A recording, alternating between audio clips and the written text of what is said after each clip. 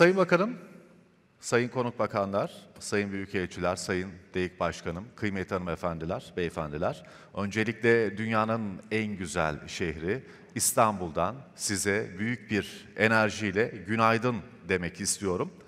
Dördüncüsünü gerçekleştirdiğimiz Türkiye Afrika İş ve Ekonomi Forumumuzun ikinci günündeyiz. Türkiye Afrika Kadın Liderlik Diyalogu paneline hepiniz hoş geldiniz, şeref verdiniz efendim.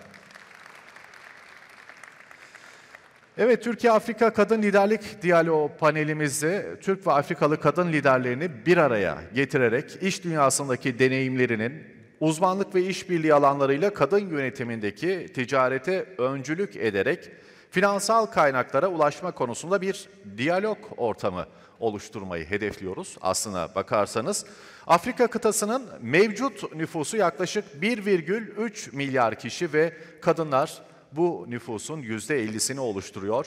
Bunun yanında kıtadaki ekonomik faaliyetlerin %62'sinde kadınlar rol sahibi. Kadın girişimciliği Afrika'da her geçen gün önem kazanıyor. Özellikle altını çizerek bunu belirtmek istiyorum. Ülkemize geldiğimiz zaman ülkemizin önde gelen şirketleri istihdam politikalarını her geçen gün kadın çalışanlar lehine oluşturmakta. Türk iş kadınları bir süredir Afrika ile çeşitli işbirlikleri ve ortak girişim arayışlarını sürdürüyor. O zaman buyursunlar efendim, açış konuşmalarıyla başlayacağız. Konsantrasyonumuzu sahnenin sağ tarafına, kürsüye çevirelim. Konuşmalarını yapmak üzere ilk olarak DEİK Başkanımız Sayın Nail Olpa, alkışlarınızla kürsüye davet ediyorum. Buyursunlar lütfen.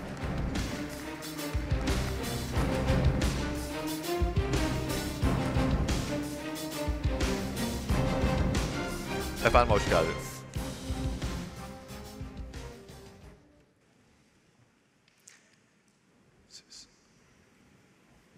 Aile ve Sosyal Politikalar Bakanımız Sayın Mahinur Özdemir Göktaş, Seyşeller Cumhuriyeti Yatırım, Girişimcilik ve Sanayi Bakanı Sayın Devik Evidot, Dışişleri Bakanlığı Genel Müdürümüz Sayın Büyükelçi Elif Çamoğlu, Afrika İş Konseyi Başkanı Sayın Amani Asfur, çok değerli bakanlar, Afrika Birliği Kalkınma Ajansı CEO'su Sayın Nardos Bekele Thomas ve çok değerli panelistler, Türkiye ve Afrika iş dünyasının değerli temsilcileri, Ticaret Bakanlığımızın ev sahipliğinde Afrika Birliği işbirliği ile fırsatların önünün açılması ve daha güçlü ekonomik işbirliği başlığıyla DEİK olarak düzenlediğimiz Türkiye Afrika 4. Ekonomi ve İş Forumu'nun ikinci gününde evet güzel bir panelde birlikteyiz. Sizleri şahsım ve DEİK Dış Ekonomik İlişkiler Kurulu adına saygıyla selamlıyorum. Dün başlayan Tabef etkinliğimizde şu ana kadarki görüşmeler, paneller, B2B görüşmeleri, G2B toplantıları ve anlaşmalarla yeni işbirlikleri üretildiğine şahit oluyoruz. Bugün de Sayın Cumhurbaşkanlarımızın teşrifiyle öğleden sonra kapanış oturumunu gerçekleştireceğiz. Amacımız Afrika ile olan ticaret ve yatırım ilişkilerimize kazan-kazan ilkesi çerçevesinde daha üst bir alan oluşturabilmek. Bunu yaparken kadın girişimcilerimizi pozitif ayrımcılıkla bir platformda değerlendirmenin amacımıza ulaşmada daha etkili olacağına inandık. Evet, dünyada ekonomi ve ticaret tek boyutlu olarak yaşanmıyor. Ekonomi daha fazla çevreyle ve sosyal ekosistemle anılmaya başlandı. Üretimden tüketime tüm süreçler çevre ile uyumlu olmak zorunda. Yatırımlar da sosyal etkileriyle birlikte değerlendiriliyor. Eskiden biz bir yatırımın teknik ve finansal fizibilitesini konuşurken şimdi çevre ve sosyal boyutu da var ve finansal kurumlar da finanse edeceği yatırımlarda bu boyutları dikkate alıyorlar. Evet, geleceğin ekonomisinde hep birlikte yer alırken en büyük destekçilerimiz kadınlar. Onlar ister girişimci veya sanayici, ister kamuda politika yapım sürecinde veya akademisyen, ister özel sektörde veya sivil toplumda olsun yeni düzenin etkin aktörleri. Kadınların iş dünyasında daha da etkili olacağının sinyallerinden birisi de açıklanan Nobel ödülü oldu. Ödül biliyorsunuz kadınların iş gücü piyasasına etkilerini ortaya koyan çalışmaları sebebiyle Amerikalı Profesör Claudia Goldin'e verildi. Geçmişe baktığımızda 2008 küresel finansal krizinde kadınların yönettikleri şirketlerin daha olumlu performans gösterdiği ve ekonomi ve ticaretteki basiretlerinin çevre ve ilgili konularda ve sosyal konulardaki daha hassas olmalarının da onların neden bir adım önde olduğunun bir göstergesi. Biraz önce sunucumuz da ifade etti, Afrika kıtası iş dünyasında kadın liderlerin kıtayı dönüştürücü rolü de artıyor. Dünyada en fazla kadın girişimciye sahip kıta Afrika ve orada ülkeler arasındaki ticaretin yaklaşık %70'inin kadınlar tarafından yürütüldüğünü öğrenmek çok önemli ve %58'i de o kadınların kendi işinin sahibi. Herkesin buradan çıkaracağı dersler var. Afrika Birliği'nin Afrika'yı geleceğin küresel güç merkezine yerleştirecek yol haritası ve eylem planı olarak tanımlanan Gündem 2063 vizyonunda kadınların iş dünyasında ve toplumun her alanında lider ve yönetici seviyesinde yer almasını destekleyecek bir ekosistem oluşturulması da önemli maddelerden. Sayın Bakanlarım, çok değerli katılımcılar, yeni nesil Afrikalı kadın yazarlardan Chimamanda Ngozi Adichie'nin bir sözüyle konuşmamı bitireceğim. Sayın Adichie bir kitabında kültür insanları oluşturmaz, insanlar kültürü oluşturur diyor. Evet, içimizde olanı dışarı yansıtırız. Naif, kibar ama işini ve ülkesini sahiplenen, girişimci Türk ve Afrikalı kadınların oluşturduğu iş yapma kültürüyle aramızdaki işbirliğini daha da geliştireceğimize inanıyorum. Ve biz bu hedefi gerçekleştirirken Türk özel sektörünün dış dünyaya açılan penceresi olan DEİK'in 48 adedi Afrika kıtasında olmak üzere tüm dünyaya yayılmış 152 iş konseyimizin diplomasi ticari faaliyetleri de sizlerin en büyük destekçisi olacak. Afrika ile olan ekonomik işbirliğimizi arttırmanın bir ekseni de aramızdaki diyalog ortamına kadınları daha fazla almak dedik. Bu noktada bizim de DEİK Women adıyla bir platformumuz var ve amacı da kadınlarımızın bu platform aracılığıyla daha etkin ilişkiler kurması. Ben bu duygularla başta Sayın Bakanlarımız olmak üzere programımıza katılan ve hazırlanmasında emeği geçen herkese, katkılarıyla bu programın yapılmasını mümkün kılan sponsorlarımıza teşekkür ediyor, sizleri saygıyla selamlıyorum.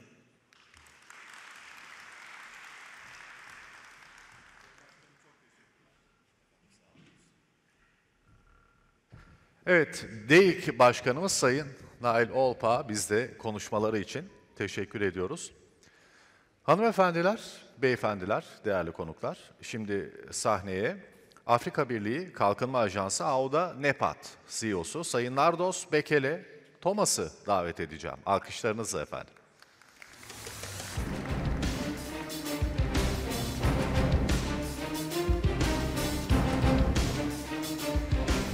Miss Bekele Thomas, stage is yours. Please welcome.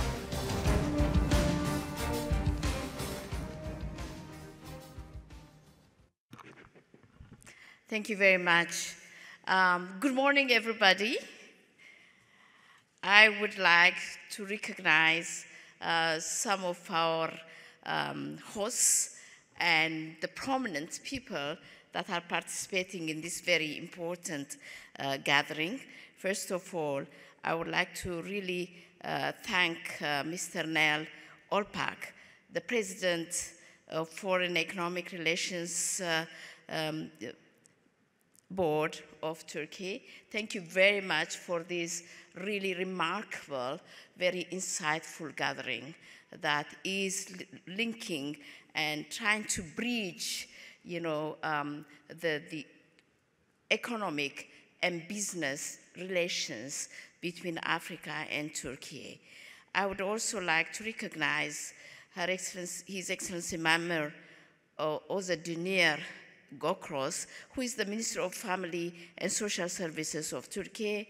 I would also like to recognize the Minister for Investment, Entrepreneurship and Industry of Seychelles, my sister who's here.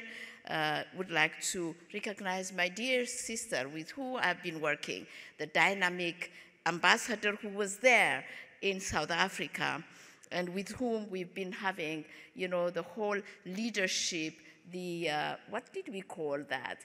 The senior leadership of ambassadors and professionals in South Africa. And we did so much work with her, my dear sister Alif, and who is now the DG of Eastern and Southern Africa, Ministry of Foreign Affairs. I'm really looking forward to working with you as in my own capacity now, my new capacity as CEO of NEPAD. But would also like to recognize all the panelists that are here that we would really be engaging with. The Special Advisor to President on Foreign Policy of Guinea-Bissau, my younger sister who is there, my junior sister, and also we have got, somebody from DEİK, the board member. We have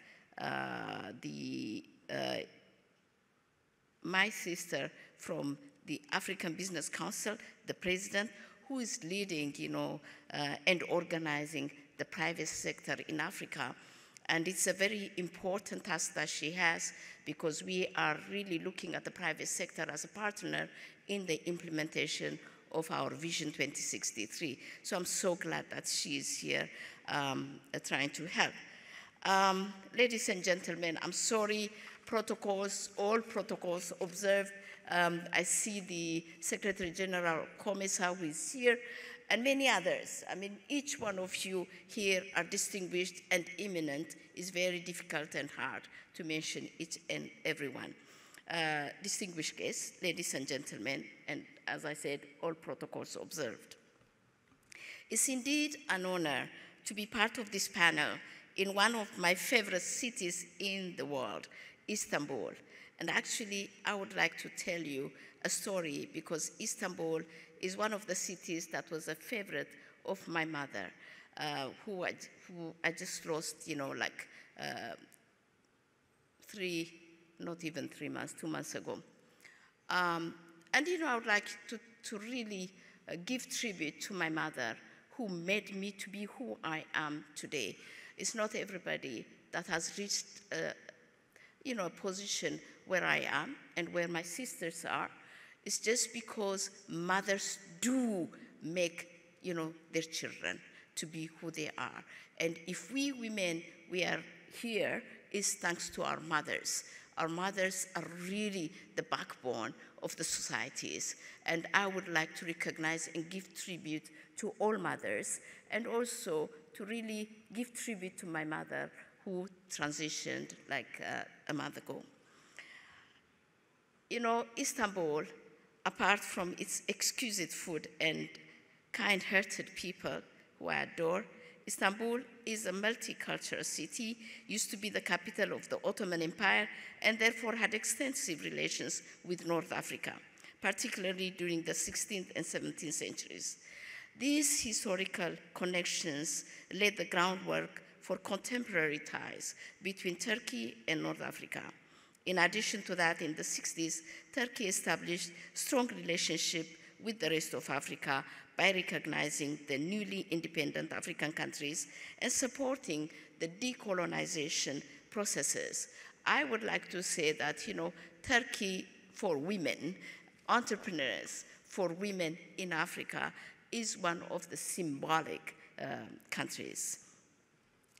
Our common history is rich and can become richer if we are intentional about Turkey and Africa alliance, deeply rooted in its human capital, with women as the engine and the driving force, steering our common vision and collaboration. As we are here to discuss ways of empowering women of Africa and Turkey and foster their financial and economic inclusion through partnership building, cooperation, and peer learning, I would like you to have a mental picture of what our flourishing collaboration could become. I want you to use the creative power of your mind to imagine a bridge, like the bridge we saw between Turkey and Europe, like the bridge we saw between Turkey and Asia. What does it take to build it? What does it take to build this bridge between Turkey and Africa? What does it take to strengthen it, to trade through it, to make it the most preferred route between Turkey and Africa? These are some of the questions that I would like to address today. One is laying the foundations of the bridge, understanding the common traits and characteristics between Turkey and African women entrepreneurs. Women entrepreneurs in Turkey and Africa have a lot in common. They are the backbone of the economy, like the president just said, and hold the social fabric together, reinvesting up to 90% of their earnings in the community and in socioeconomic development. According to the International Finance Corporation, women entrepreneurs represented about 10% of the total number of entrepreneurs in Turkey. Africa has, like the president rightly said, has the highest proportion of women entrepreneurs in the world.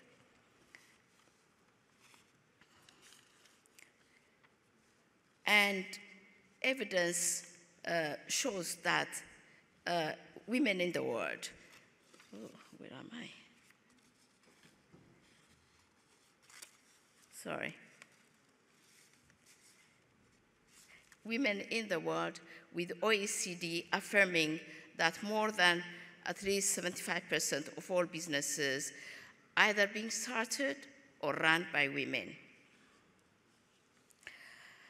The World Bank also estimates that globally, if women are not included, countries are losing 160 trillion in wealth, just due to differences in lifetime earnings between women and men.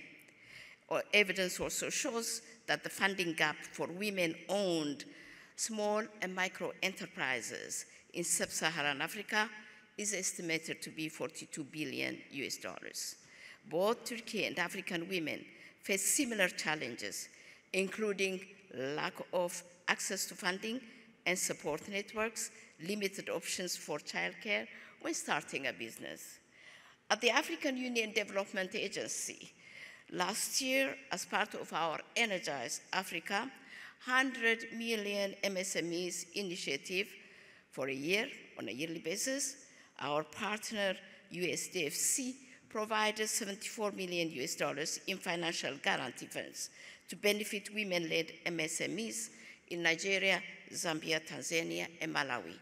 We are extending this because we need really guarantees for women-led businesses. We could expand these financial guarantee schemes for it to also benefit Turkey women entrepreneurs. I think we can work hard to make sure that our women strive. It doesn't matter where they come, but at least for us, for Turkey and Africa, we can work together in this respect because we have got the same problem. And many other areas, in terms of exchanges, in terms of education, in terms of science, technology, we can work together in the benefit of our women. Now making the bridge stronger by adding more pillars, unleashing the potential of the Turkish and African diaspora from all over the world, we would strengthen our relationship together. We can foster women enterprises and women professionals in the sphere of our socioeconomic developments. Turkey and Africa both have a strong diaspora all over the world. In countries like Germany, UK, France, and the US, we find strong Turkey and African community that have kept their cultural heritage and strong ties with their respective countries. It is estimated that more than 6.5 million Turkish live abroad. The African diaspora is over 170 million people of African descent living all over the world. The 2023 Global Philanthropy Tracker report shows that Without cross-border flows of resources from 47 countries, remittances represented 590 billion US dollars compared to 180 billion US dollars for ODA and 70 billion US dollars for philanthropic outflows.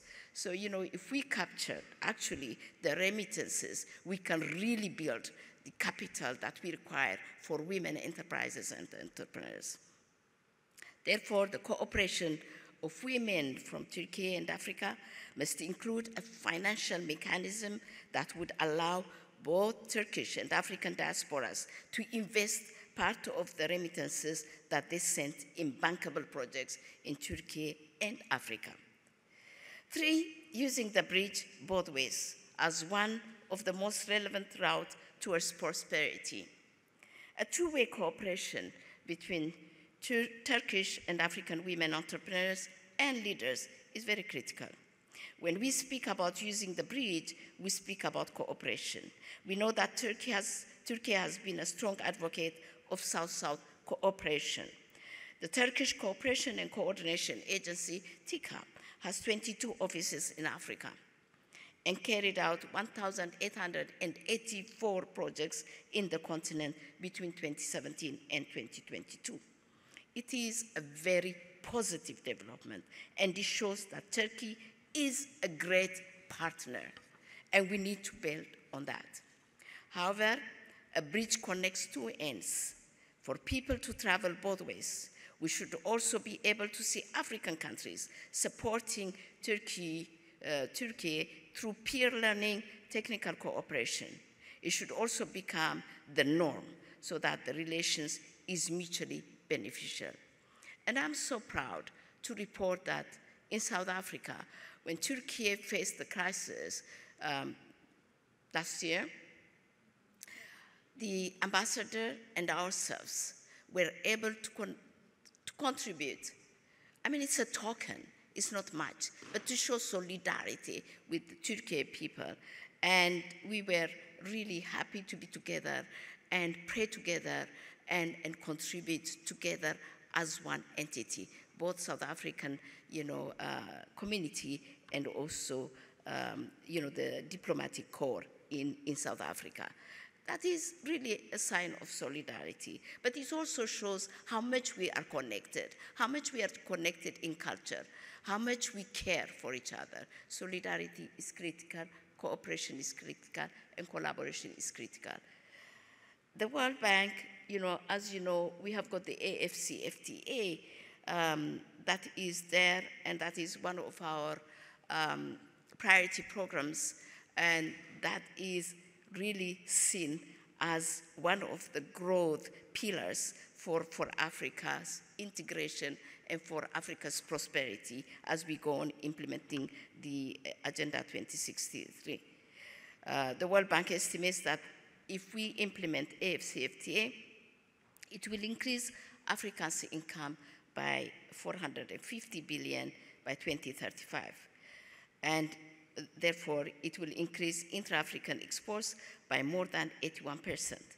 Through the intensification of trade exchanges resulting from the implementation of the AFCFTA, women entrepreneurs in Africa can have market opportunities in Turkey and be the agents of this change of narrative, ensuring that goods and services from Africa are traded in Turkey. But also the same way, it's not just one way, but also receiving some of the inputs, intermediary inputs from Turkey, building that bridge, building the value chain between Africa and Turkey would help us, and having a win-win, value chain and supply chain would help both our continent, but also Turkey. The fourth one is really to make sure that once the bridge is there, ensuring proper maintenance of the bridge, institutionalizing the solidarity and relations between Turkey and African women entrepreneurs and leaders, and building an innovative platform powered by emerging technologies is very critical. Today, we are here gathered in the Turkey Africa Women Leadership Dialogue panel It is commendable, it's a good step, but to be frank, we men of Africa and Turkey should be having our own Turkey Africa Business Summit. The room should be filled with prominent women leaders taking matters into our own hands and making sure that our solidarity and our unique cooperation becomes tangible, real, and mutually beneficial. We need to institutionalize this platform and take it to the next level. We will also be harnessing, this cooperation using the artificial intelligence-powered solutions to enable our women entrepreneurs to be financially and economically independent and gain a competitive advantage. As per a recent McKinsey & Company report on the economic potential of generative AI in retail and consumer packaged goods, the potential impact could be an additional 400 billion to 660 billion a year for businesses. This is a great opportunity for women entrepreneurs. And women entrepreneurs cannot miss the AI trend. And it is our duty as women leaders in Africa and Turkey to ensure that they have a seat on the train and use it to our fullest potential. Finally, I would like to say that, I just had a brief discussion with the DG, my sister, and we agreed that, we would have, all these catalytic activities embedded in a program of cooperation between Turkey and Avdan EPAD to the benefit of women in both, in this country and the continent. And, I'm so grateful, and we're looking forward to that cooperation. And I'm sure that with your leadership, we would have really something that is tangible. And we will include, of course, our sister Amani, the president of ABC, in this, because, we need the private sector, and it is the private sector that we would like to support as the engine. I would like to say thank you very much for this opportunity, and I am really looking forward for this cooperation, of Avdan EPAD representing, the women entrepreneurs in Africa, to support, women African entrepreneurs, and also to make sure that there is this partnership between Turkey and Africa. I'm looking forward to it. I have been taught on how to say thank you in Turkey. It's not shukran, it is what was it now? I forgot what it was, but anyway, thank you very much, and really looking forward.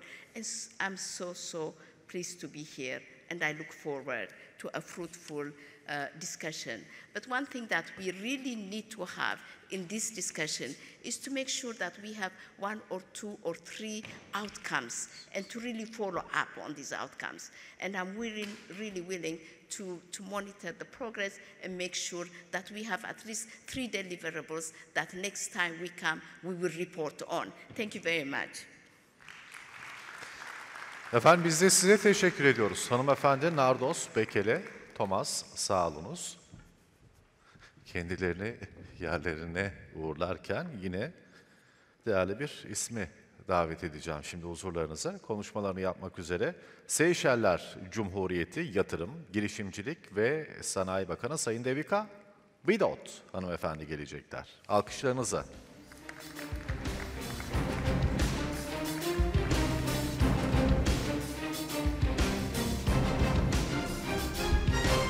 Miss Vidot, floor is yours.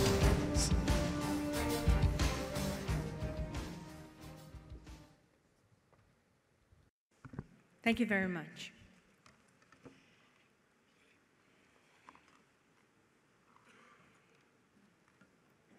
Her Excellency Mrs. Göktaş, Minister for Family and Social Affairs of the Republic of Turkey,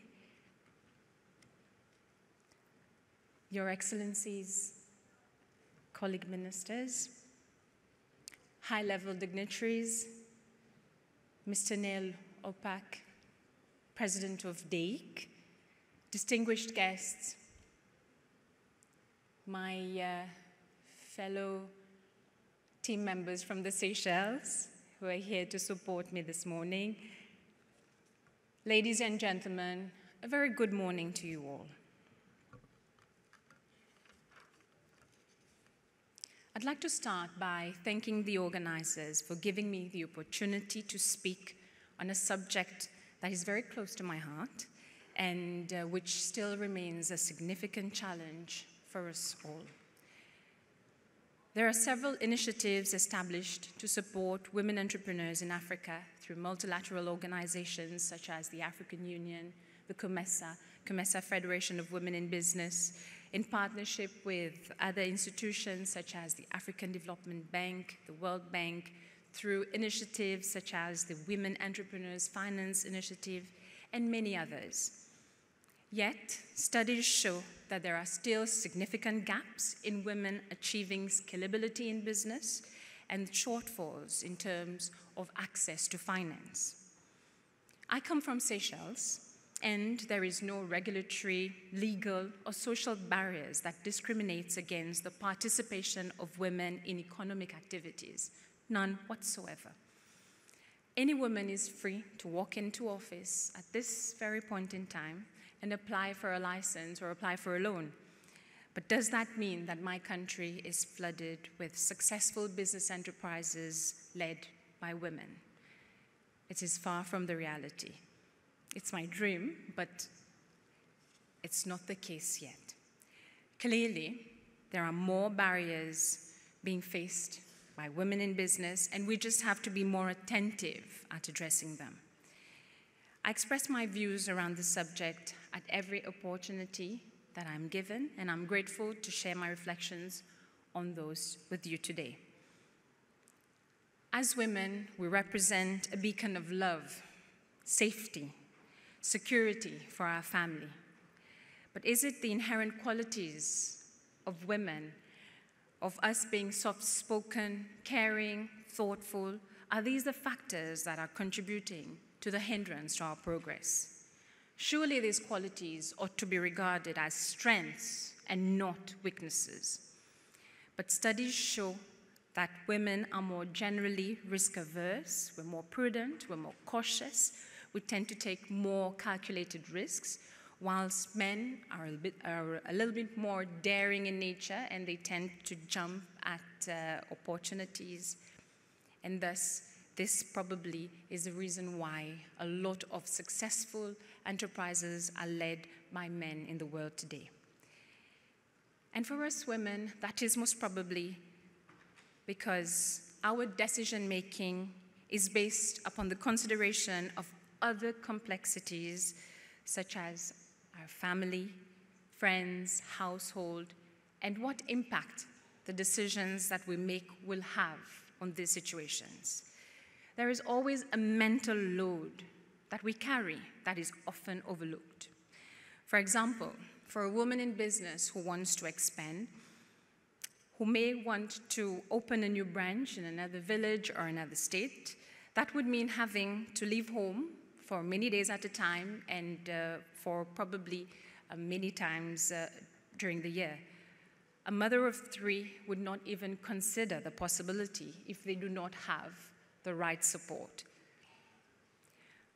Whilst I regard promoting access to finance and incubator programs as absolutely important and absolutely necessary for our development, I also feel that more attention needs to be placed on developing the soft skills that women need to support them in their growth.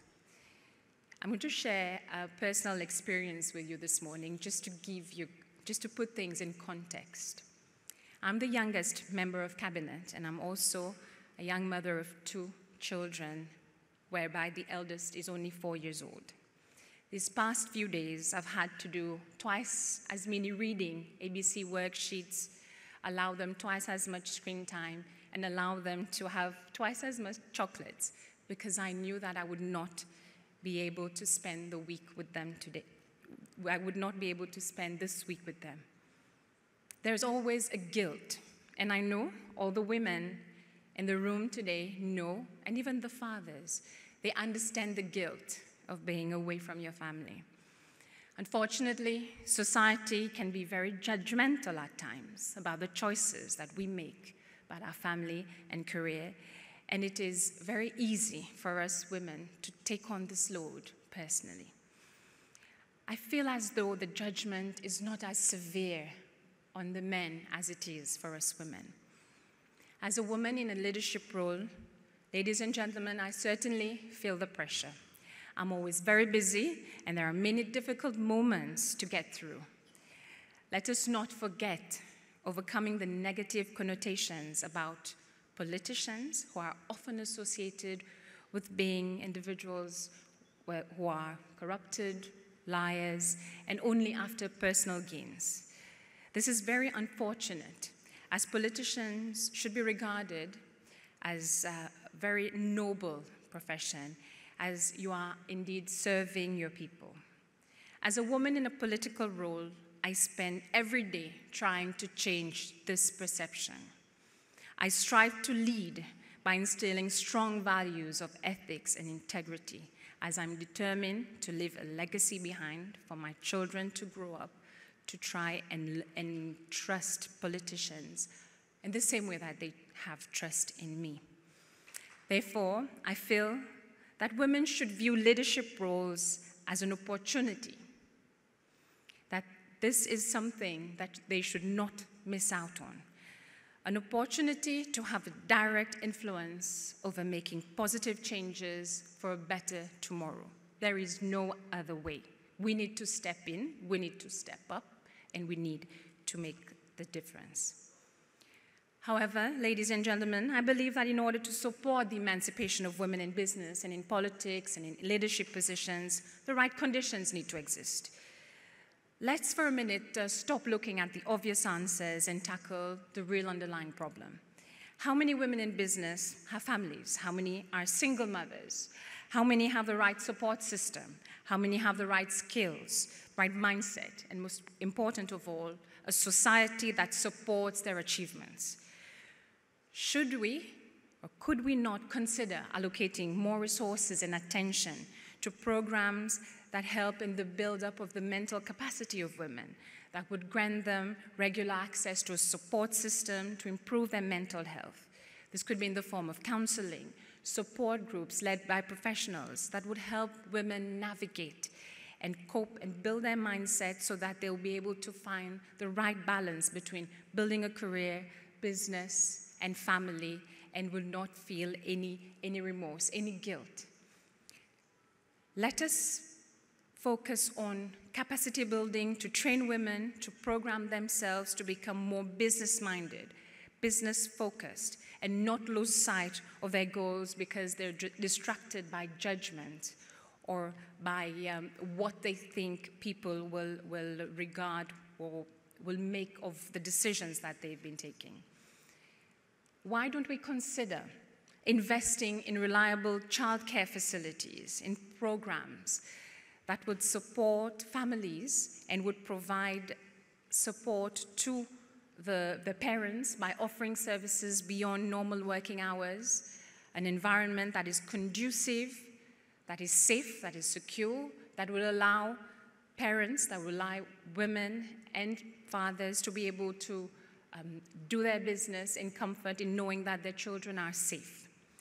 Why don't we focus on support programs for couples to help more men play a more active role in raising children, to help more men play a more active role in supporting their wives, their partners in their business? Why don't we push organizations or governments to consider funding campaigns that will educate and sensitize societies to become more sensitive towards the way they promote women's successes and support women on the same level as they support the men? These are just a couple of suggestions, and of course the experts can carry out proper assessment and analysis and recommend the perfect programs for each jurisdiction. I know that a lot of jurisdictions have most probably already have certain programs that are underway, but I still maintain that an entire ecosystem needs to be built, needs to be present in order to support and cater to the challenges. And it is time to realize that the investment needs to be substantial and it needs to be long-term. We need to accompany our women in business. We need to accompany our women in leadership roles. We need to accompany our women to change the world. I look forward to the deliberations of this morning, and I hope to have been able to contribute positively to the discussion. I thank you for your attention.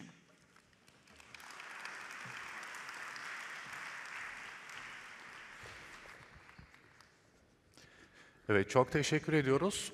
Seyşeller Cumhuriyeti Yatırım, Girişimcilik ve Sanayi Bakanı hanımefendi Sayın Devika Bidot'a. Hanımefendiler, beyefendiler, değerli konuklar, şimdi sizlere hitap etmek üzere Türkiye Cumhuriyeti Aile ve Sosyal Hizmetler Bakanımız Sayın Mahinur Özdemir Göktaş hanımefendiyi davet ediyorum. Sayın Bakanım buyurun.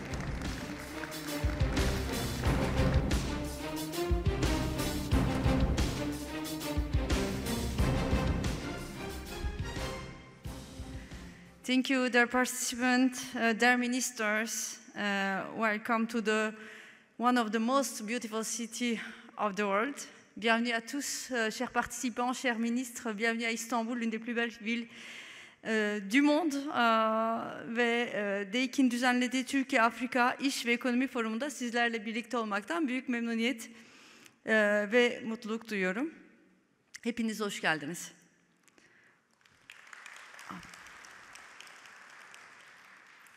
Türkiye'nin Cezayir Büyükelçiliğini yürüttüğüm dönemde Afrika coğrafyasını yakından tanıma fırsatı buldum.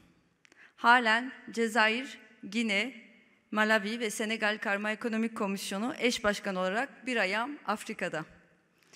Biz, Sayın Cumhurbaşkanımızın liderliğinde Afrika vizyonumuz doğrultusunda Afrika ile birlikte kalkınmayı, birlikte yürümeyi, birlikte büyümeyi ve birlikte kazanmayı hedefliyoruz. İlişkilerimiz tamamen kazan-kazan perspektifinde ilerlemekte. Yüksek potansiyele sahip Büyük Afrika kıtasının gelecekte uluslararası siyasi alanda daha fazla söz hakkına sahip olacağına inanıyorum. Son yıllarda Afrika Birliği bu büyük kıtanın muazzam potansiyelini gerçekleştirmeye yardımcı olmak için cesaret verici adımlar atmıştır. Afrika Birliği'nin strateji ortağı olarak ülkemiz, Afrika'nın uluslararası platformlarda temsilinin geliştirilmesi, sesinin duyulması ve uluslararası sistemde hak ettiği konuma gelmesi için elinden geleni çabayı gösteriyor. Sayın Cumhurbaşkanımızın önderliğinde yürüttüğümüz Afrika açılımımız ve mütakiben Afrika ortaklık politikamız, kıta ülkeleriyle ilişkilerimizin ve işbirliğimizin geliştirilmesi bakımından başarılı sonuçlar vermiştir. Bu vesileyle Afrika coğrafyasına dair tecrübelerimizi konuşacağımız Türkiye Afrika Kadın Liderlik Diyalogu oturumunda söz almak benim için çok değerli. DEİK Afrika ile Türkiye arasındaki ekonomik işbirliğini geliştirme konusunda önemli bir rol oynuyor. Türk iş dünyasını Afrika'daki iş olanakları ile buluşturmak, aynı şekilde kıta ülkeleriyle Türkiye arasında ticaret ve yatırımı artırmak için çaba sarf ediyor. Bu işbirliği ve diyalog zemininde kadın girişimcilerin ve kadın liderlerinin rolünü özellikle önemsiyoruz. Değerli katılımcılar, kadınların toplumsal hayatta güçlü bireyler olarak yer almaları, hayatın her alanında etkin olmaları bizim en önemli gündemimiz. Biz Türkiye olarak kadınların güçlenmesine, güçlü bir toplum ve güçlü bir ülke olmanın önemli bir unsuru olarak değerlendiriyoruz. Ülkemizde kadınların toplumsal alandaki etkinliğinin artırma, inisiyatif alanlarının geliştirmesi konusundaki tecrübemizden sizlere kısaca bahsetmek istiyorum. Değerli katılımcılar, kadınların eşit fırsatlardan yararlanmalarını sağlamak amacıyla politikalar geliştiriyoruz. Bu politikalarımız doğrultusunda geniş kapsamlı çalışmalar yürütüyoruz. Kadınların karar alma mekanizmalarında, iş gücü piyasasında, ekonomide ve ticarette daha etkin olmaları ülkelerin geleceği açısından oldukça kritik. Türkiye'de karar alma mekanizmalarımızda kadınların varlığı oldukça yüksek. Kamuda görev yapan personelin %42'sinin, üniversitelerimizdeki öğretim görevlilerimizin %51'inin, öğretmenlerimizin %60'ının, hakimlerin %46'sının kadınlardan oluşturuyor. Benzer şekilde Türkiye Büyük Millet Meclisi'nde, yani parlamentomuzda kadın milletvekili oranı gitgide artıyor. 2002 yılında %4 olan kadın milletvekili oranımız bugün %19'a yükseldi.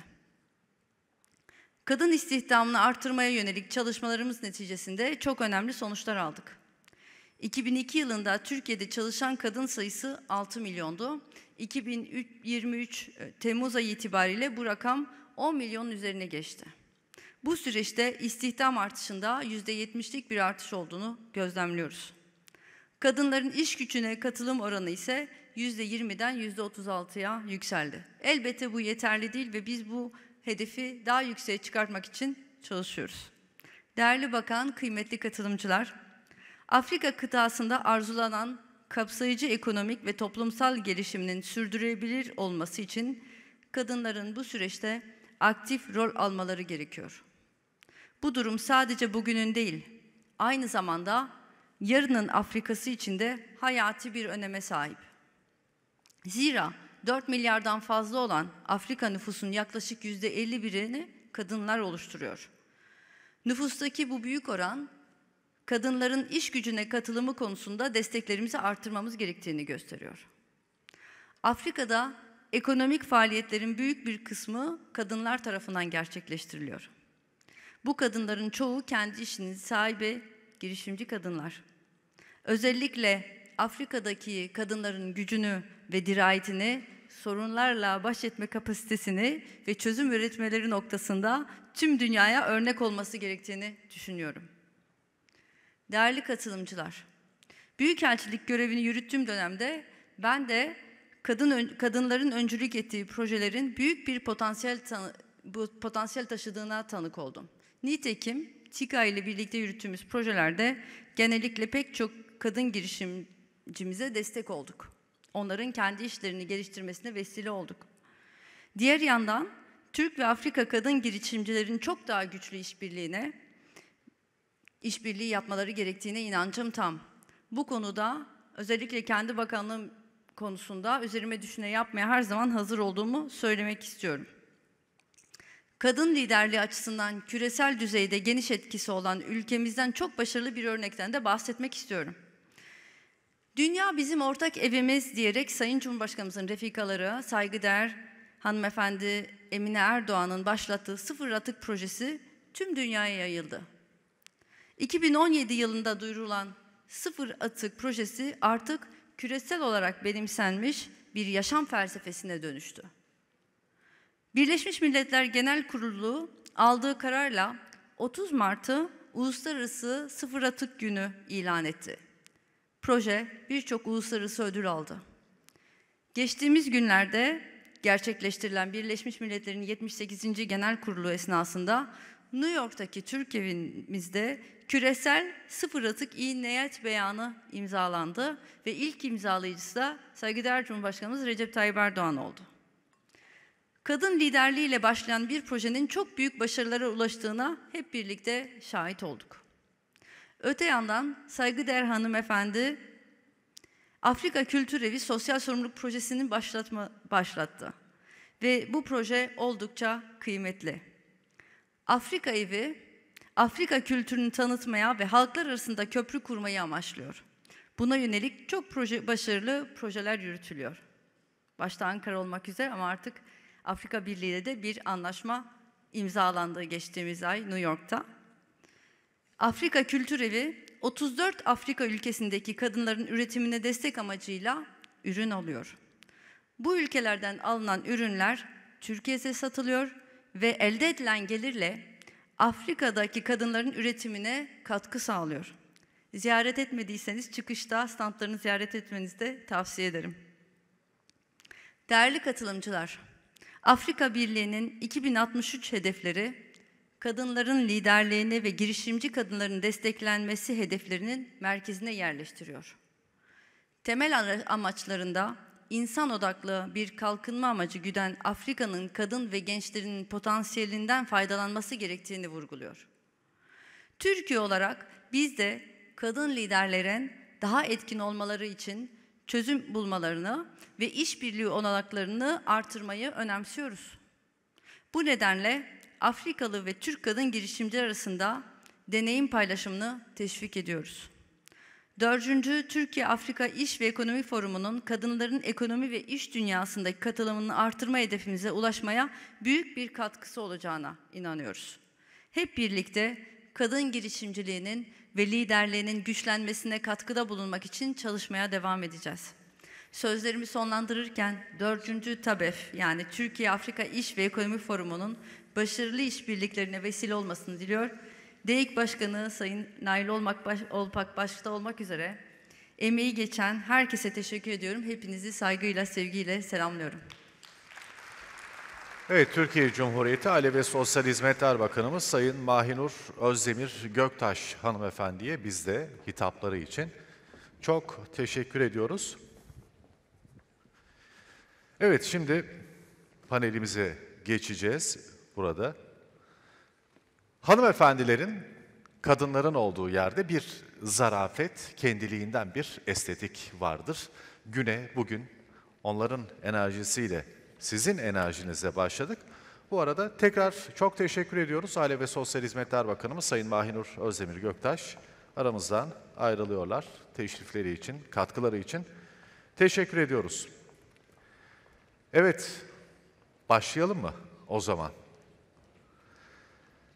Türkiye Cumhuriyeti Dışişleri Bakanlığı Doğu ve Güney Afrika Genel Müdürü Büyükelçi Sayın Elif Çomoğlu Ülgen hanımefendi bu oturumumuzun moderatörlüğünü yapacak.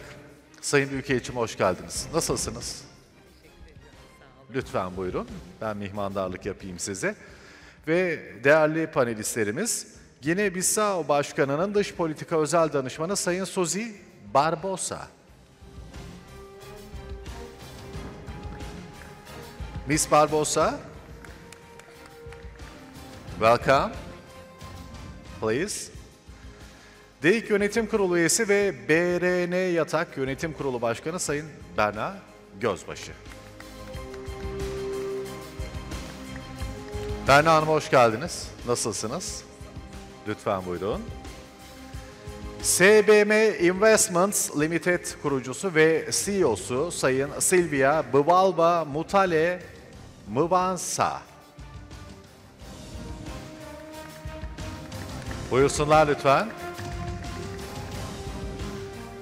Welcome.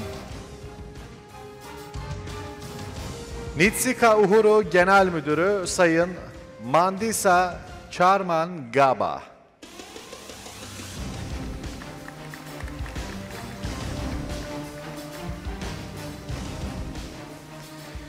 Afrika İş Konseyi Başkanı Sayın Dr. Amani Asfor.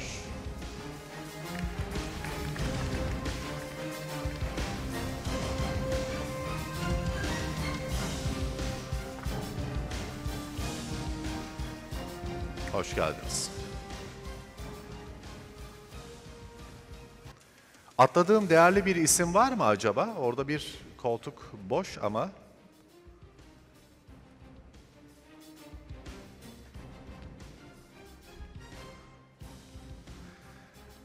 Evet, tüm konuklarımız yerini aldı. Ben sözü Sayın Büyükelçimize veriyorum. Sayın Büyükelçim buyurun lütfen. Çok teşekkür ediyorum. I am Elif Çomoğlu Ülgen. I am one of the many Turkish women ambassadors currently in the Turkish Foreign Service, of which I am so proud of. By the time I joined the Foreign Service some 30 years ago, there were only a few And today, proudly, Turkey stands out as with a very strong female diplomatic corps, with almost 1/4 of its ambassadors being women, so I'm just one of them. Luckily, I'm dealing with Africa affairs. Currently, I hold the post of East Director General for East and South Africa, and previously I was the Turkish ambassador in South Africa for an almost good 5 years, which was an eye-opening period in my life.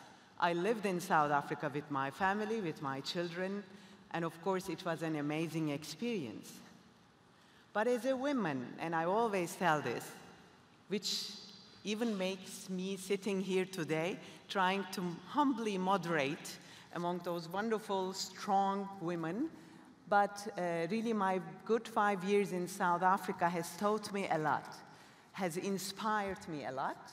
I learned a lot as a Turkish Muslim woman, and I do believe I also went in an interaction with the very, very strong women of Africa, particularly of Sub-Saharan Africa. Before I just start to introduce these wonderful women to my left, I just wanted to use this opportunity for to share a few feelings of mine, because really not only being proud, but I'm also excited and enthusiastic to talk about Türkiye Afrika women's leadership today under the roof of Tabef, which has been very ably organized by our Foreign Relations Council and our Ministry of Trade. Actually, this big event falls into many other big events of our partnership policy with the African Union. And also in general with the African continent. Again, in the last 2 decades, Turkey is one of the few countries who has been able to make herself more visible, more reachable vis-à-vis the people of Africa. And out of this experience, the only thing we have won is just those wonderful positive feelings, inspiration, love, and really knowing each other between people to people. And that's why we are all here today in Istanbul. So I'm really also very happy as a diplomat to witness this level of the relationship that is evolving between Turkey and Africa. Of course, coming back to the title of our session today, and having listened to the previous speakers, my dear sister Nardos is just looking at me from there. She was the UN resident coordinator when I was in Pretoria, and now she's the CEO of NIPAT ODA, which is an outstanding, a very inspiring organization of the African Union, which Turkey had proud to work together with, and we look forward to do more, of course, Nardos. Thanks for being here. And to my left, of course, there are wonderful other women who have been very specifically forerunners in their countries, and particularly in the sectors where all of them had their very responsible shares of empowering women. One motto I learned, and indeed I embraced to my heart in South Africa, comes from the freedom fight of South Africa back in as early as 1940s, just at the heights of the apartheid regime, where black women had the courage to walk in front of the parliament, which was totally run by the white regime, and they screamed, "You strike a woman, you strike a rock," which has lots of meanings in that geography. And in fact, back in my country, we also refer to some women to be as strong as a rock. And if you strike a rock, normally you hit yourself. That is where the strength of women come from, the very bottom of, or the other tip of the continent, which has an equal connotation in our geography. So you strike a woman, you strike a rock. Behave when you are really dealing with women. Know your enemy and know your lovers very well. But at the end of the day, women are the future and the present. We owe this to our mothers. Yes, Nardos, I was very impressed by that. But we also owe to younger generations the responsibilities to share with our daughters. Although being the mother of 3 sons, I really see the responsibility of growing up a daughter in today's world. So with these feelings, I would like to kick off our session. And our first prominent speaker is Her Excellency Suzy Barbosa, Special Advisor to the President on Foreign Policy of Guinea-Bissau. Indeed, she previously held the post of the Minister of Foreign Affairs, International Cooperation and Communities of Guinea-Bissau, which makes her the pioneer and the first woman to be appointed to that post. Of course, we know dear Suzy from her outstanding performance as a foreign minister, but more and more we know her as a very strong friend of Turkey, of Turkish women. So without further ado, I would like to give the floor to her to share her experience in Africa with her people and how that experience has impacted her relationship with us, with the First Lady of Turkey. I really look forward to listen to you, dear Suzy. The floor is yours. Good morning to everybody. Thank you very much once again for the opportunity. I would like to start by thanking the organizers of this forum, especially the government of Turkey, also African Union, for this opportunity for organizing this important forum for women, especially for us African women. So also I would like to thank you for your hospitality. As the DG said, it's not new. I think it's at least the 10th time I come to Turkey. I'm a very good friend of Turkey, and I may say I'm very proud to be a very good friend of the Turkish people, especially of His Excellency President Erdogan. I would like to speak directly about this subject, why I think it's important to include women in this kind of forum. When you speak of Africa, you cannot speak of development, you cannot speak of economy if you don't include women. Women will represent more than 50% of the African continent. So if you want to have success, you cannot put aside more than half the population of Africa. Also, for those who know the reality of Africa, you may know that as women, we are the backbone of Africa. All the families are organized by women. So if you want to have results, if you want to have success, you do have to count on us. As DG said, I had the opportunity of being the Minister of Foreign Affairs of my country during 4 years. It was a huge experience, added to the fact that I was also the president of the Council of Ministers of ECOWAS. ECOWAS is the sub-region from where I am. I'm from Guinea-Bissau. And I had the chance of traveling to different countries, small as mine, small as Cape Verde, as big as Nigeria, and seeing the reality of the women in this country. So I think you should be congratulated for including the gender issue in this subject, because actually to have a better result in the relations between Turkey and Africa, it's very important to include women's position. It's very important to count with the women's support, because they are the ones that choose the products, they are the ones that make decisions, and as decision makers, it's important to count with them. Not to take you a great time, I would like to start by saying that provide the needed funding and develop productive business joint to explore direct investments and trade opportunities between Turkish and African women, and taking into account that indeed it's possible to work together by achieving collective collaborative projects in strategic economic fields as agriculture, food processing, fishing, textiles, and services is really important. Why? You have to keep in mind, as I said, that Africa has the highest percentage of women entrepreneurs in the world. But unfortunately, we only represent 25% of the starting managing projects. So it's important to rise these numbers. And I think the experts of commerce here can tell, of trade here, can tell what I'm saying is true, because if you really want to get into the African market, you have to have in consideration that women lead the informal market in Africa. And the informal market in Africa represents a huge amount of business. So we cannot have a big result unless we have a vision including these women. Women are, for that, the key role in the market. They control, as I said, the informal market, but also they are the ones that are the heads of the African families.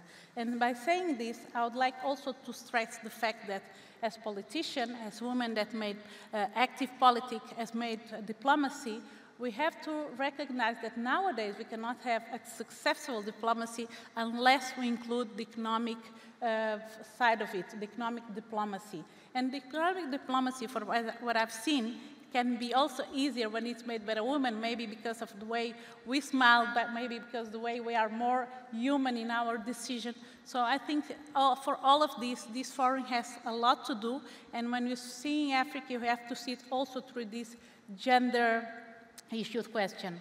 At the same time, I would like to emphasize that Turkey has shown that the entrepreneurs know how to make business, because they don't go for Africa just to have benefits.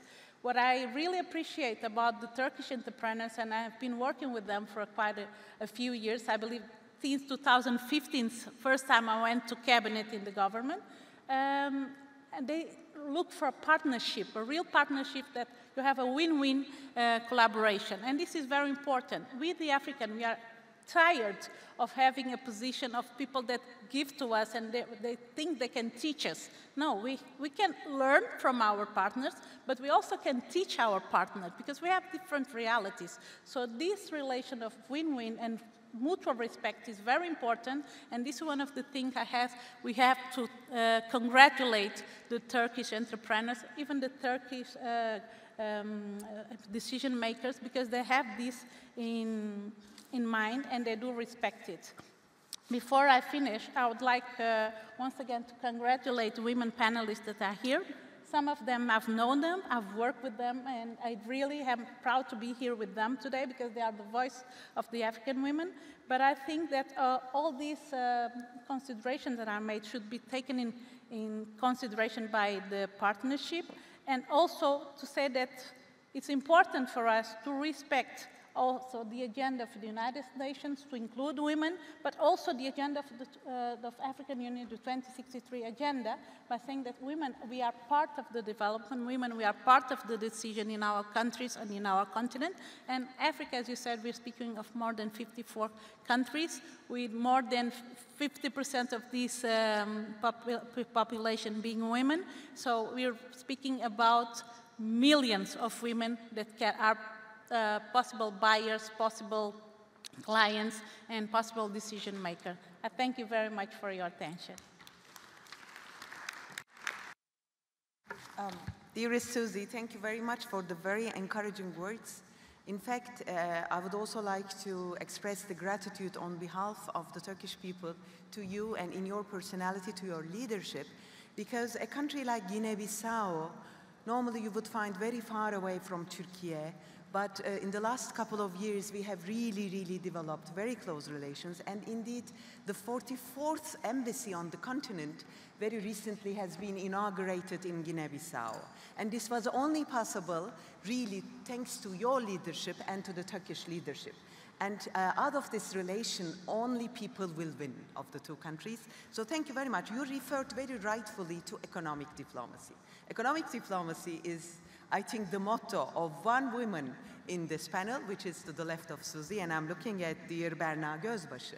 I met Berna Hanım when I was ambassador in Pretoria as being one of the presidents of a business council, and indeed a regional. She was the chair of the African Business Councils at that time. And she's a pioneer also in our trade diplomacy relations as a woman. She has done many firsts in this job, working together with our Foreign Relations Economic Council. And the very panel that we are sitting here with the very title, Türkiye Afrika, the women leadership in Turkey-Africa relations, belongs to her.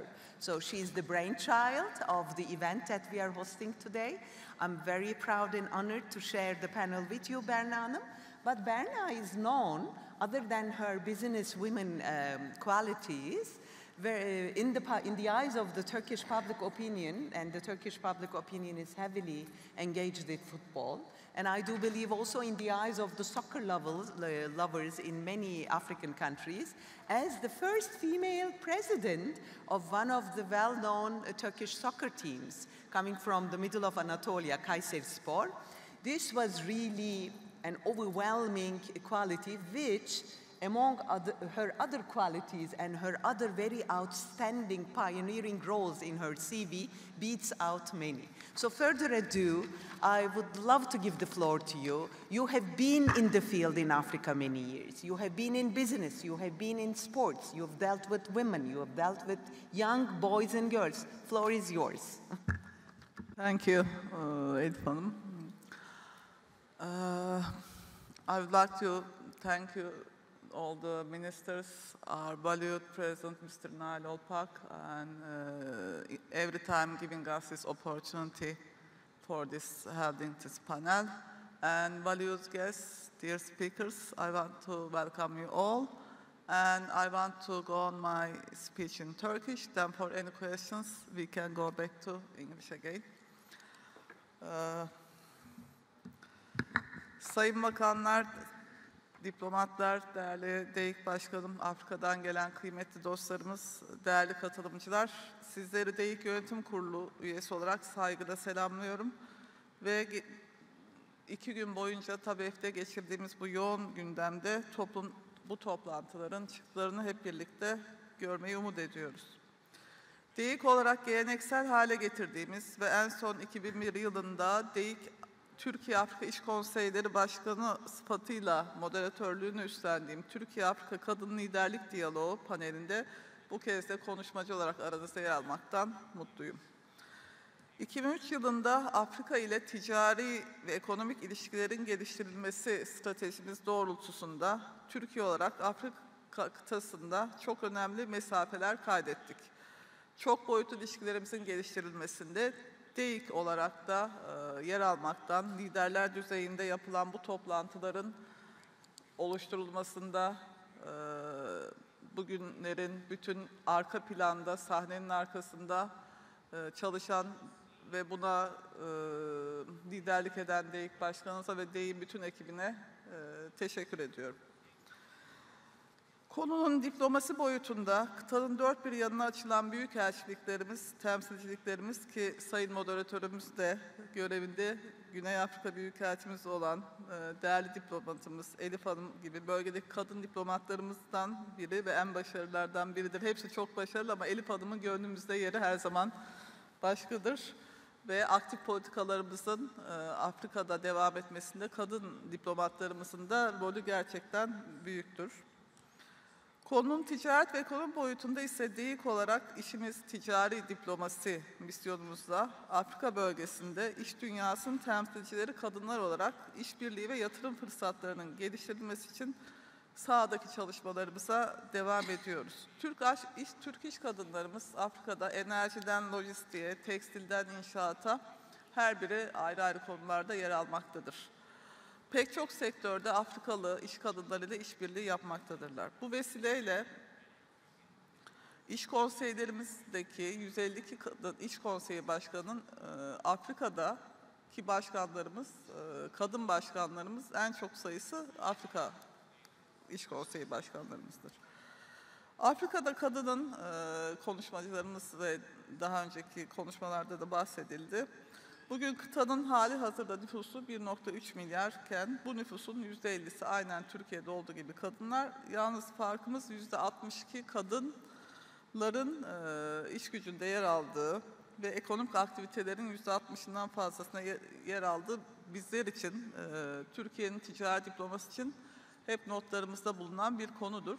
Bu sebeple de bu oturumları gerçekleştiriyoruz ve DEİK olarak bizim Türkiye'de KOBİ ve üst düzey KOBİ'lerde Afrika'daki iş kadınlarıyla Türkiye'deki karşı işbirliği yapabilecekleri firmaları alım heyetleriyle bir araya getirmek bu panellerin sonunda ulaşmak istediğimiz nihai hedeftir. İnşallah bir sonraki programda bunu da daha çok iş kadınlarını Afrika'dan getirmeye yönelik çalışmalarımız devam edecektir. Bunun Türkiye'deki yükselen Afrika ekonomisinde ihracatçılarımızın da girmek istediği pazarda Afrikalı kadınlarla yapacağımız işbirliklerinin önemli olduğunu düşünüyorum ve buna vesile olmak için biz DEİK olarak elimizden geleni yapacağız. Bu şimdi raporlardan ya da gözlemlerden ayrı Afrika ile yapacağımız işbirliklerinde bir Afrika ile de çalışan bir iş kadını olarak ve kadınların orada ne kadar etkin bir olduğunu yaşamış bir deneyimlerimden de bahsetmek istiyorum. Şu anda ben tabii ki bir üretimim var, ihracatım var fakat 20 küsur sene önce 2001'li yıllarda Afrika'ya ilk gittiğimde bugünkü bu oturumların değerini o zaman daha iyi anlıyorum. Gittiğim ülkede fuarda ülkemi anlatmak, ülkemizin sanayisinin ne kadar gelişmiş olduğunu anlatmak için büyük çaba sarf ediyorduk Elif Hanım. Afrika'daki iş insanlarının da o dönemdeki algısı ticaretin uzak doğudan ya da Dubai üzerinden yapılacağı yönündeydi. O yüzden bu gerek Ticaret Bakanlığımızın ve DEİK organizasyonunda yapılan bu zirvelerin ülkemizin hem ihracat hem ithalat hem de karşılıklı yatırımlar açısından o günlere döndüğümde ve bu günleri görünce çok yol kat ettiğimizi düşünüyorum ama büyüyen Afrika ekonomisinde çok daha fazla yol kat etmemiz gerektiğini de gözlemliyorum. Bu sebeple biz tabii cinsiyetten bağımsız Türk ihracatçılar olarak fakat karşı kıtadaki kadınların da etkinliğini unutmayarak ve bunun farkında olarak bu programlarımızın artmasının karşılıklı ticareti artıracağını düşünüyorum. Bu tabii umut ediyorum ki toplantılarımız Türk ve Afrikalı iş kadınları arasında yeni köprüler kursun ve az önce de söylediğim gibi bir sonraki toplantımızda kadınlara özel B2B'ler geliştirelim ve bunların sonuçlarını bu sefer ticaret hacimleriyle ölçelim. Benim söyleyeceklerim şimdilik bu kadar. Eğer sorular olursa da daha sonra sizlere cevap verelim. Teşekkür ediyorum. Çok teşekkürler sevgili Berna Hanım. Thank you very much.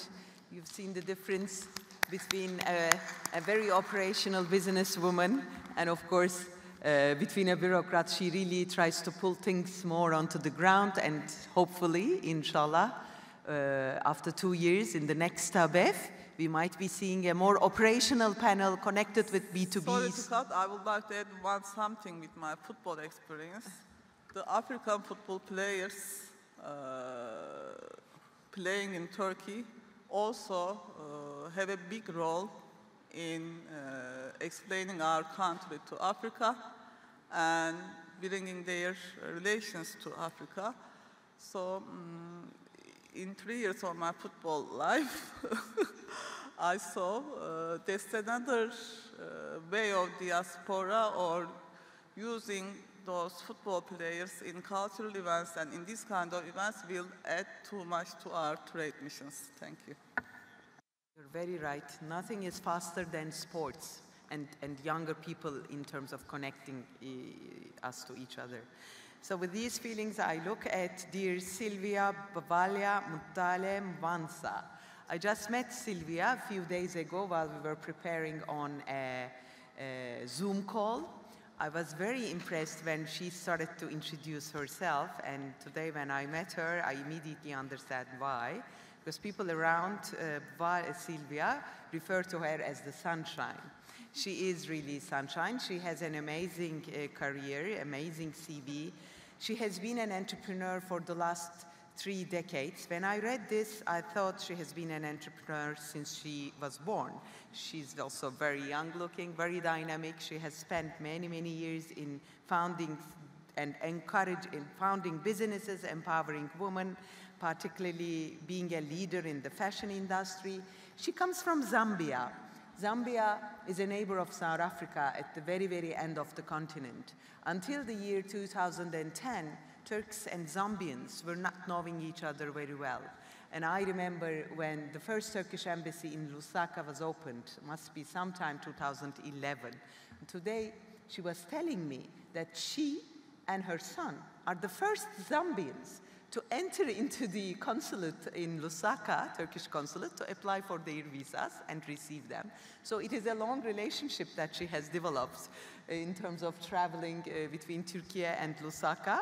Today we also enjoy, although a limited day-day flight, but Turkish Airlines flights also connect the two nations, and they have a very effective embassy in Ankara, and also equally we enjoy our embassy in Lusaka. Other than that, let me just quickly go through her very impressive CV. She has been an entrepreneur for 3 decades. She is the founder and CEO of SPM Investment Limited. This has enabled her to be a leader in the fashion industry. She has founded the Sustainable Business Mentorship Foundation. I believe she would also like to talk about this today because she has become an expert on management change. And through this management change, how she is continuously empowering women. And hopefully this vision will also bring her to Turkey, and more Zambian and Turkish women will enjoy. She also has served as the first woman in Zambia Chamber of Commerce and Industry Vice President in her country. We are proud. So further ado, I would like to give the floor to you, dear. Thank you very much. I'm so pleased to be here finally on the stage. I've been to Turkey so many times, and I'm proud to say the suits that I used to dress the former president, Kenneth Kaunda, and the safari suits are manufactured in Turkey. So these are some of the things that today I'm able to connect.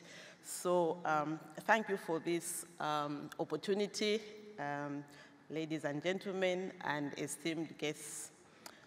I'm here to shed light on a crucial aspect of organizational growth and prosperity, the power of mindset change in relation to personal development, business growth, succession planning, and retirement preparedness. Just where we are seated today, who is going to take over from you, or are you prepared someone to succeed you? For us, I run a family business, so I am big on succession planning, and to retire, I'm almost being my backstage. So this is why I'm even, doing my legacy to do the Sustainable Business Mentorship Foundation, so that I can be able to transform and prepare the people that are coming after me. In a rapidly evolving world where markets are disrupted, technologies rapidly advance, and generational shifts occur, it is imperative for businesses to adapt and embrace a transformative outlook towards succession planning. By cultivating a mindset change that embraces the concept of progress, we can unlock boundaries, potential, and pave the way for a success future filled with seamless transitions, thriving leadership, and sustained prosperity. So this brings me to the topic for today, the role of women in Africa's growth and development agenda. The African continent, we have heard that it's got a population of 1.3 billion, and it is also home for a remarkable group of individuals, and these are the women that we're talking about today, who represent half of that population. But their contributions go far beyond mere numbers. We also have heard that 62% of the economic activities of the continent are done by women. This statistic alone showcases the immense potential and power of African women in driving economic growth and prosperity. We've also heard that women make up 58% of the continent's self-employed population, demonstrating their entrepreneurial spirit and determination to create thriving businesses. It is encouraging to note that women entrepreneurship in Africa has been on a steady rise. In fact, Africa has become the first continent of female entrepreneurship, as stated by the Global Entrepreneurship Monitor. This exemplifies the tenacity and innovation displayed by African women who are reshaping the business landscape and seizing opportunities for success. Moreover, the visibility of women in decision-making positions across the continent is on the rise. We can see this in the political sphere, where countries like Rwanda have embraced gender equality, with more than 6% of parliamentary members being women. This is an inspiring example that demonstrates the transformative power of female leadership. But it's not just in politics where women are making a difference. Academic research has consistently shown that companies with greater representation of women on their boards of directors and executive committees tend to perform better financially. This undeniable correlation between gender diversity and success indicates that empowering women in business is not just a moral imperative, but also a smarter economic decision. I have used smarter. Why? In the program that I am lead consultant called the Mindset Change Process, we have come to use smarter. And why smarter? Because we have taken, to use the E and the R. The R being women are always taking risks. We heard the lady from the Seychelles talking about how women take risks. I am here taking a risk. I've got 5 children, I've got 9 grandchildren, and one of my sons has got sickle cell. In fact, all my entrepreneurship has because I had a child who just needed mommy around who has got sickle cell. And in April this year, he actually suffered a stroke. So I am here taking a risk and calling him and saying, how are you doing?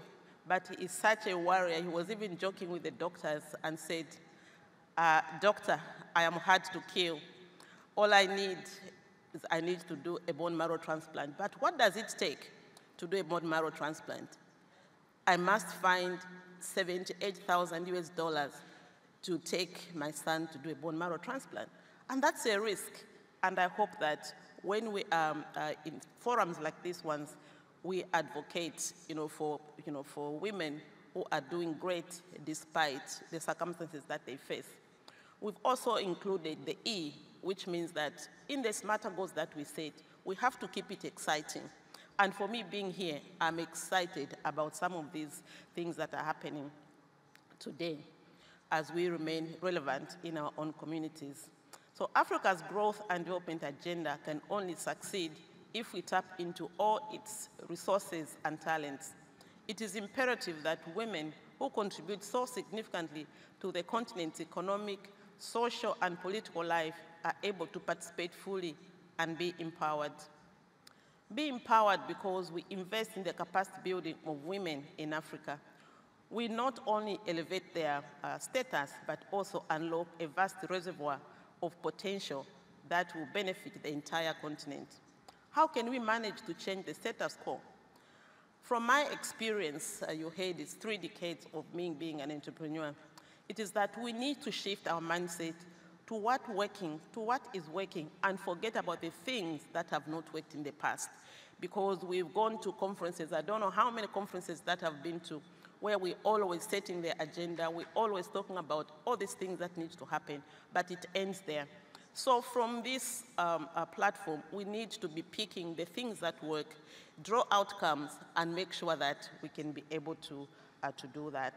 So this is why, as a promoter of the Mindset Change program, I'm here to say this is what we need to be doing by tracking our goals and making things work.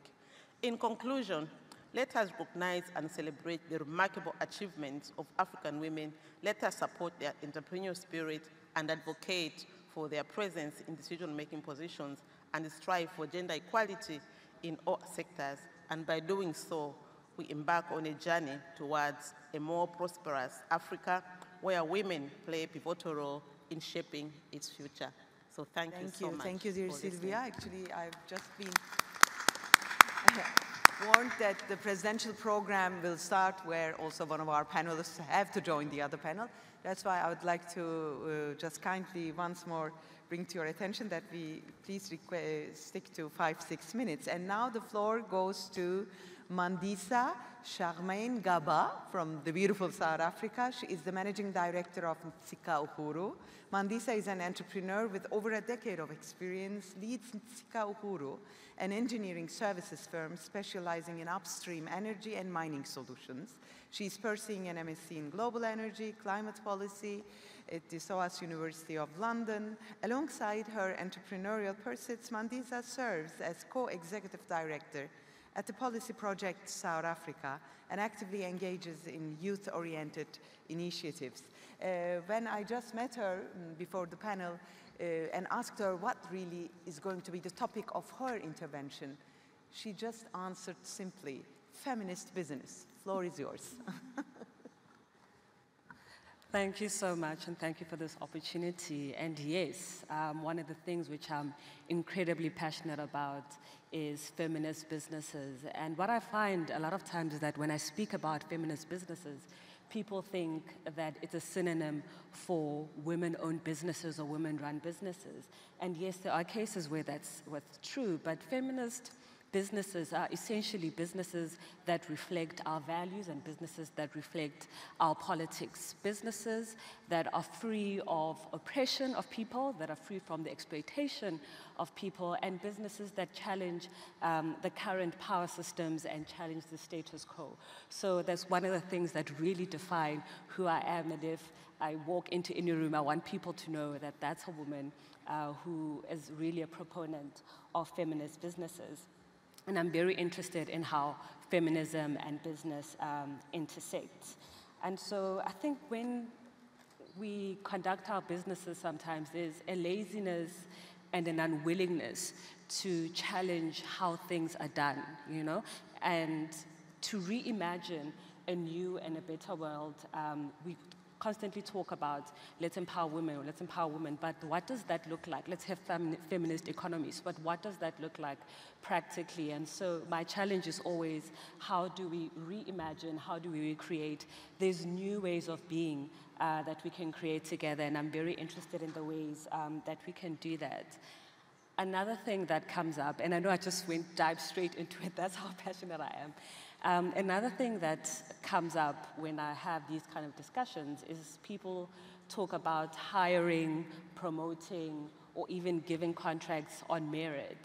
And that perspective is not inherently flawed, but it often fails to recognize some of the systemic barriers that have excluded certain members of our community and of our society, and have made it difficult for them to access a lot of opportunities, such as bias, such as gender stereotypes, toxic workspaces, a lack of mentors, a lack of sponsors. And the truth is, in most cases, people who can sponsor our careers, who can move us forward, are men. But when there is an unwillingness to do that, then it just doesn't happen.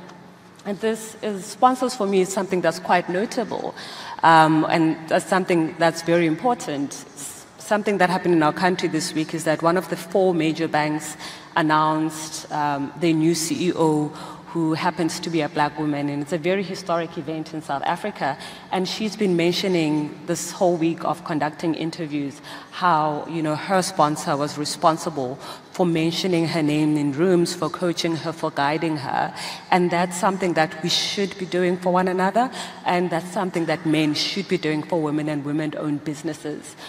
So that's one of the things which I think is very, very important.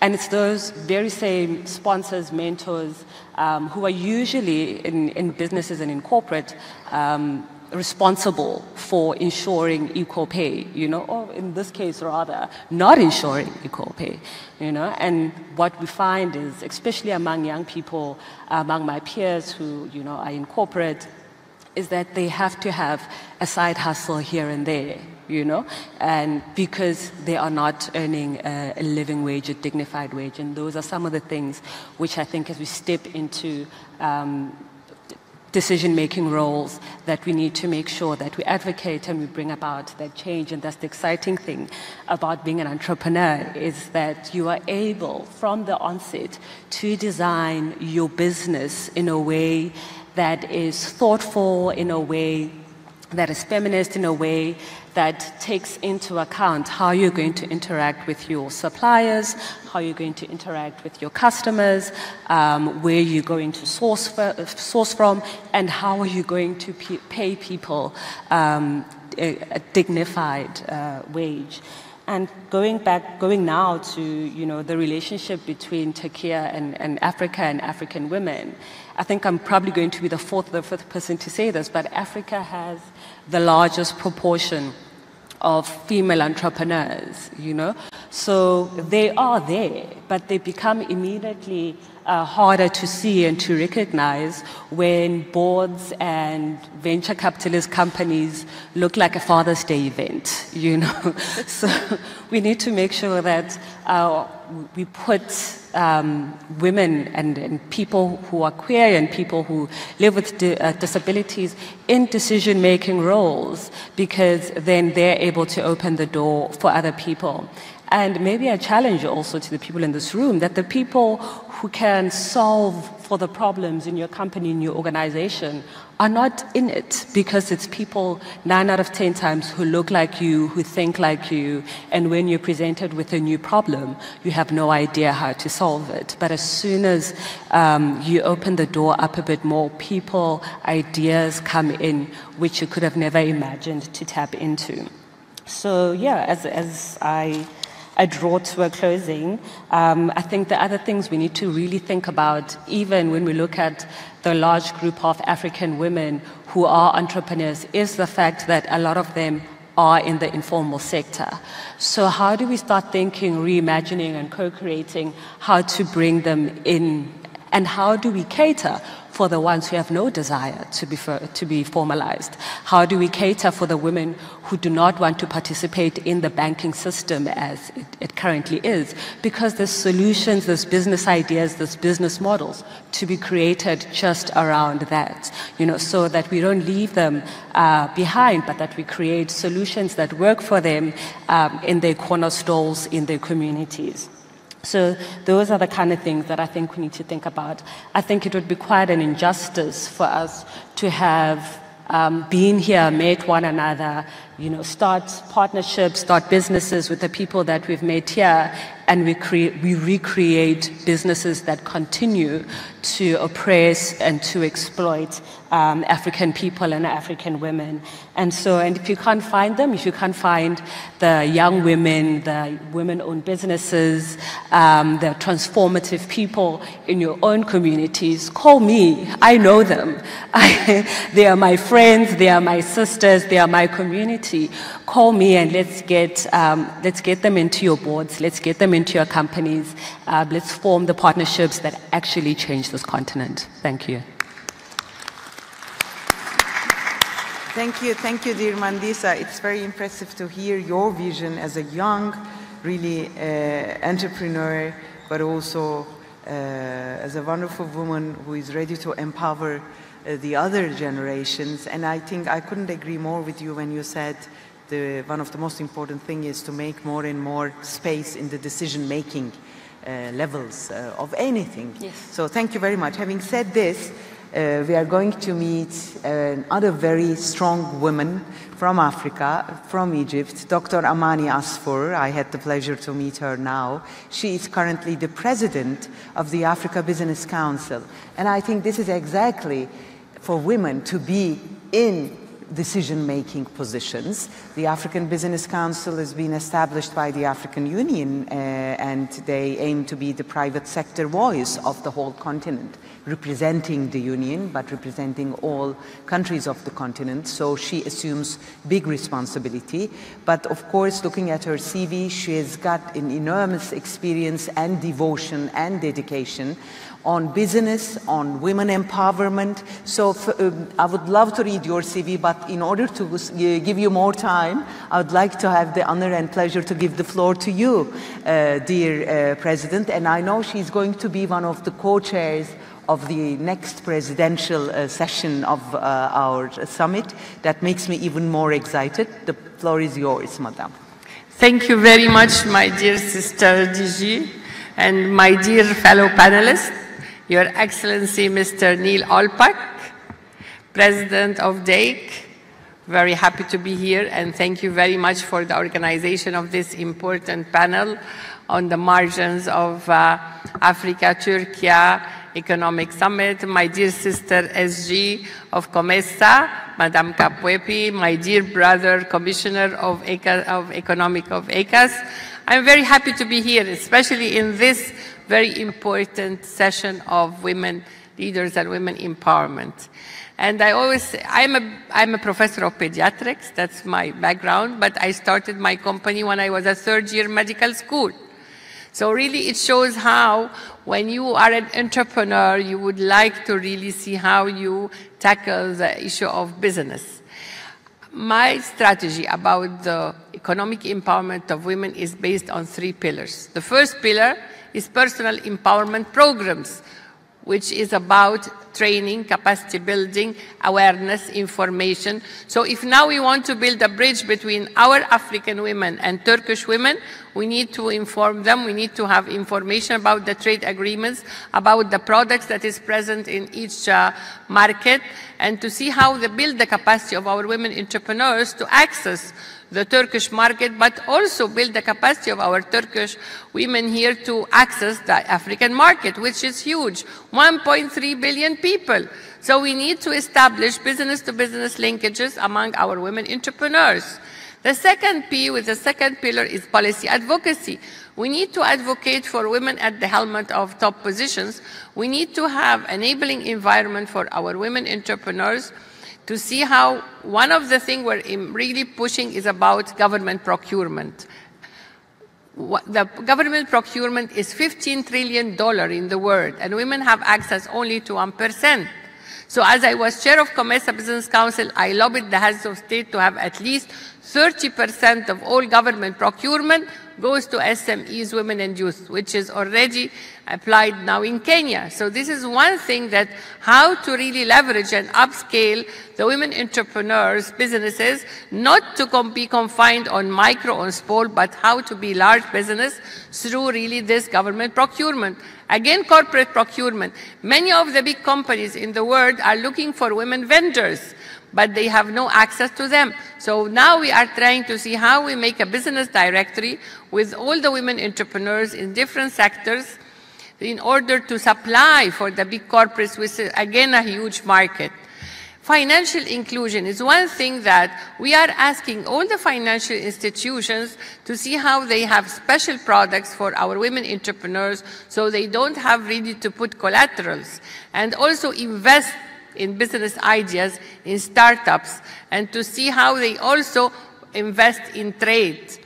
Another pillar, the third pillar, which is product development. How do we empower the women to have branding, designing, packaging, quality, so that we have a made in Africa product?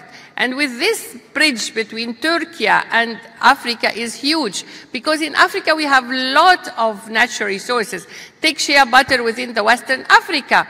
It's a huge product that is really taken by the West up there, the super countries, to make skincare products, while, for instance, Turkish women can make joint ventures with our women in West Africa to make products made in Africa with Turkish technology in the beauty sector, to see how we have a huge products that will also cater for 1.3 billion of the African continent and also for the big market of Turkey. Again, agriculture, agribusiness. There is a huge potential, 80% of our women in agriculture, agribusiness on the continent. But for instance, macadamia, cashew nuts is taken to Vietnam to be roasted there and then resold to the world. So again, this is one thing with women agriculture, agribusiness that can have business linkages with our Turkish women. Being Turkey, have a good, very good in agriculture, agribusiness. Again, we are very, very rich of minerals and gemstones. Our gemstones is going to Jaipur, India, to be cut and polished there. And we know that here in Turkey you are very good in jewelry. So we have established a program called Women in Jewelry, how we empower our women in Africa to add value to our gemstones and our minerals. So this is again another channel that we as women can come together and build the capacity of our African women with reference to product development and adding value to our richer resources. The issue between African women and Turkish women is huge potentials of creating wealth and empowering our women across the whole continent to create wealth. And this is the real bridge between actually African women and Turkish women, how we develop this building bridge through business incubators, business development centers, technology hubs, technical assistance. Of course, there is a huge issue that we has worked together. We are ready as Africa Business Council with DEİK to see how we establish this relation with really building the data center, the data information of the women entrepreneurs in Turkey, the women entrepreneurs in Africa, in different sectors, and start to make this collaboration. Our presence here is very much highly appreciated. We thank very much DEİK and the government and the people of Turkey. Thank you, my sister, for moderating. And we are all the time saying that economic empowerment of women is of huge importance. Why? Because it realizes financial independence. Why?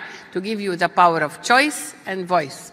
Our women, to achieve the real choice and voice, we have to be economically independent, and our relation with Turkey is of huge importance. Thank you very much, and we are really looking forward to have fruitful cooperation. Thank you very much. Thank you, Dr. Ramani. I couldn't agree more with your wonderful words and wishes. I would like now to wrap up this panel, which I will take lots of lessons and feelings with me back to Ankara. Until we meet, dear Berna Hanım, at the next Tabef, let's say, where we will have a forum dedicated to women entrepreneurs and their business, including B2B arrangements. You know it better. With those wishes, I would like to thank you, all of you. You made it a great panel for me. Thanks for being here with us. Efendim, biz de sizlere çok teşekkür ediyoruz. Hanımefendilerin zarafetine bakar mısınız? Süre konusunda uyarmadım herhangi bir şeyde. Zamanı etkili ve etkin kullandığınız için de çok teşekkür ederim. Bu bölümü bir aile fotoğrafıyla bitirelim mi? Eğer arzu ederseniz sizi şöyle alalım. Evet, fotoğrafçı arkadaşlarımızı da davet edelim. Güzel bir fotoğraf karesiyle bu bölümü bitireyim. Salondan çıkmamanızı rica edeceğim. Bir iki ricam olacak, bilgilendireceğim sizi aynı zamanda. Şimdi Türkiye Afrika Kadın Liderlik Diyalogu panelimizin sonuna geldik. Saatime bakıyorum. Saat şu anda 12.30. 2 saat sonra. Evet, burada. Hemen burada. Saat 14.30'da burada Türkiye Cumhurbaşkanı Sayın Recep Tayyip Erdoğan ve Afrika Birliği Başkanı ve Komorlar Devlet Başkanı Azali Assoumani'nin teşrifleriyle hem ödül törenimiz olacak hem kapanış programımız olacak. Salondan çıkarken bu salonda da yine bir güvenlik araması yapılacağından eşyanızı bırakmamanızı rica edeceğim. Öğle yemeğine buyursunlar efendim. Şimdiden afiyet olsun. Saat 2.30'da görüşmek dileğiyle diyelim. Hoşça kalın.